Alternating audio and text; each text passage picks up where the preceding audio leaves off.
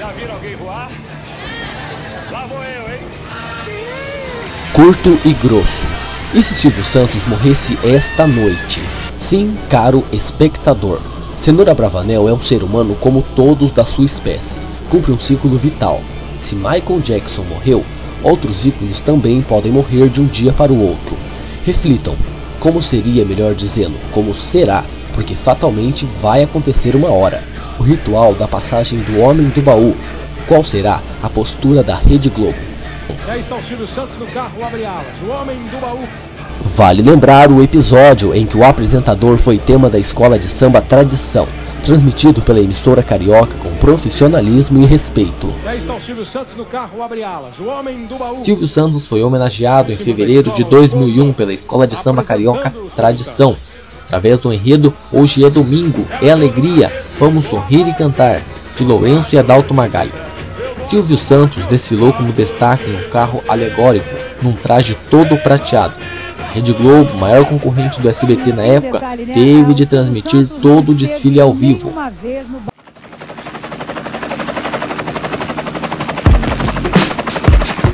Como transcorrerá a rotina na sede da Anhanguera e como serão os domingos sem Silvio Santos?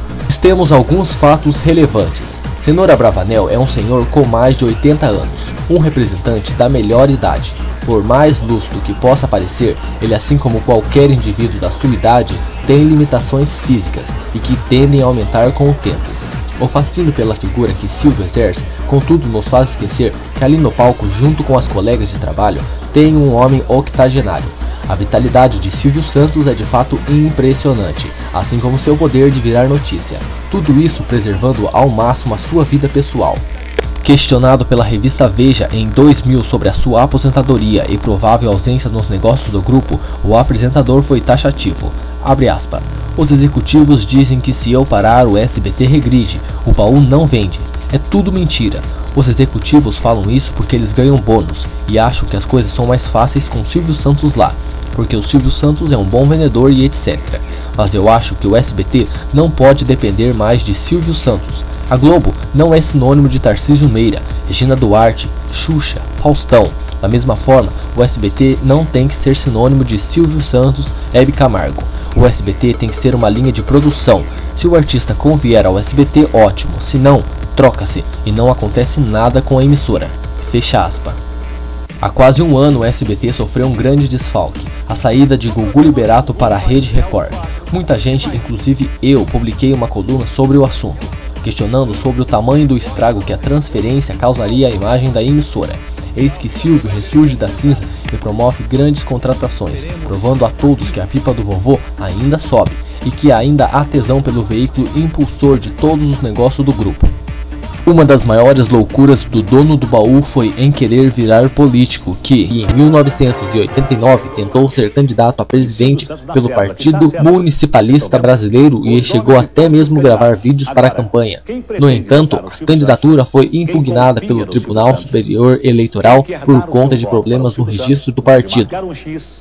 No 26. Então, 26 Correia. Só que não é Correia, é 26 Silvio Santos. No casamento com Maria Aparecida Bravanel, mais conhecida como Cidinha, Silvio Santos teve filhas, Cíntia e Silvia. A primeira esposa morreu de câncer em 1976 e em um ano depois o apresentador se casou com Iris Abravanel, com quem teve mais 4 filhas, Daniela, Patrícia, Rebeca e Renata. O segundo casamento já dura quase 40 anos. A mulher ainda segue os passos do marido como empresária. E Iris agora virou autora de novela. A Iris é como o Carlos Alberto, é como o Ratinho. Ela faz o que ela bem entende. Desde se ela não der audiência também, você caça com ela. Claro, mas por que ela vai ficar aqui?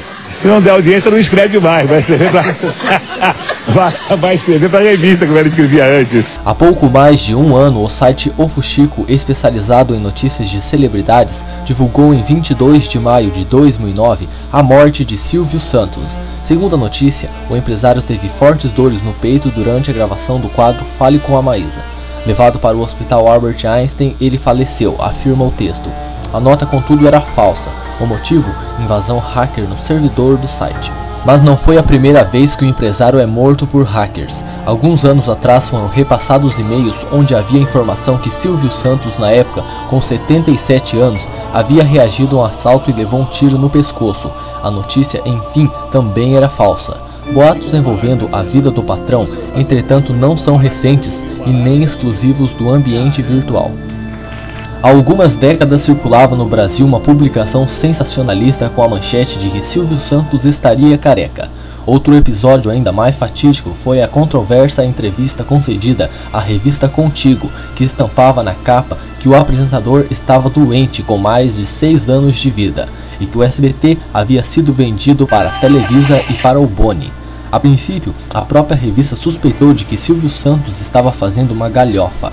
Amparada judicialmente com a entrevista gravada, a publicação inseriu as declarações do dono do SBT. A pegadinha teve magnitude de uma bomba atômica e comprovou a podridão e a irresponsabilidade das mídias de fofocas. Um site de boatos, dias depois, afirmou ter inventado a história. Disse ainda ter arranjado uma pessoa com a voz similar à de Silvio Santos e lubridiado a revista Contigo. Outra sandice, era mais um boato revertendo outro boato.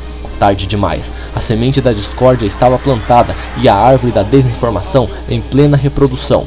A cada minuto surgia uma nova versão, uma desmentindo uma confirmação.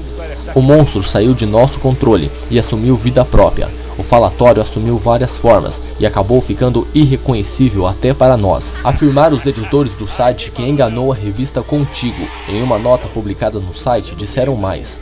Toda a mídia parasita ajudou, criamos o assunto descartável para entreter as vidas vazias dos coitados que passam a tarde inteira assistindo televisão. Um fato é certo, falar de Silvio Santos vende e gera notícias e boatos. E o mais cômico é que por trás disso tem um empresário fanfarrão, que alimenta muitas hipóteses e faz questão de estar na boca do povo. Talvez sua morte seja mesmo refletida de maneira apoteótica. Será a passagem do maior e mais popular profissional da comunicação brasileira? Será possível? E para quem não se lembra, Silvio Santos já esteve de cara com a morte. Em 21 de agosto de 2001, a filha de Silvio Santos, Patrícia Bravanel, foi sequestrada na porta da própria casa no Jardim Morumbi, em São Paulo.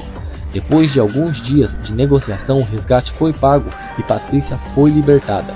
O sequestrador, Fernando Dutra Pinto, acabou sendo perseguido pela polícia e matou a tiros 2 policiais. Sem ter para onde ir, acabou invadindo a casa de Silvio Santos no dia 30 de agosto de 2001. O apresentador estava na sala de ginástica fazendo exercícios. O sequestrador manteve Silvio Santos e toda a família como reféns, mas Silvio convenceu o sequestrador de libertar rapidamente as outras pessoas da família e seguiu em cativeiro em sua própria casa durante 7 horas. Fernando só se entregou com a chegada do governador Geraldo Alckmin, que garantiu a integridade do criminoso. Alguns meses depois do preso, no dia 2 de janeiro de 2002, Fernando morreu em consequência de uma infecção generalizada causada por um corte profundo nas costas. Há indícios que a morte do detento teria sido causa de maus trato e negligência médica. O caso teve repercussão internacional e ganhou destaque na Globo. Foi o dia que realmente o Brasil parou na frente da TV. Até aqueles que não gostam de Silvio Santos têm que admitir que ele é um exemplo de brasileiro que com muita humildade e dignidade conseguiu vencer. E para quem não se lembra, em 1987 ele teve um problema muito sério nas cordas vocais, algo que poderia ter colocado fim na carreira como apresentador. Depois do período de tratamento, regressou às telinhas e deu uma entrevista no qual os telespectadores podiam ligar e fazer as suas perguntas. Vontade, Márcio, é um prazer falar com você. O prazer é meu, Silvio. Olha, nós aqui em Uberaba assistimos seu programa, você tem o maior sucesso aqui e eu gostaria de falar que nós estamos rezando para sua melhora e que o Brasil todo precisa de você para alegrar, iluminar as nossas tardes de domingo. E eu gostaria de perguntar a você qual o seu nome completo. Meu nome completo é Senor Abravanel. Débora! Mulher, não fui eu, tá? Ela que me agarrou, tá? Foi ela. Como será a vida sem o Silvio Santos? Eu mesmo não sei responder, mas tenho certeza que não vai passar batida. Uma coisa, contudo, eu tenho convicção. Um dia ele vai partir dessa para uma melhor. Também não duvido que peguem esta edição do meu programa e divulguem a minha previsão. Não duvido mesmo, tem otário pra tudo. Então vamos nos conformando com a ideia para não sofrermos muito quando esse dia chegar. Essa é uma visão do estudante de jornalismo mãe de Ná, Alan Júnior de Queiroz, que Silvio Santos vai morrer. O meu sonho é continuar trabalhando, dando o melhor de mim, enquanto eu puder dar o melhor de mim. E que Deus me proteja para que eu possa sempre dar o melhor de mim para vocês.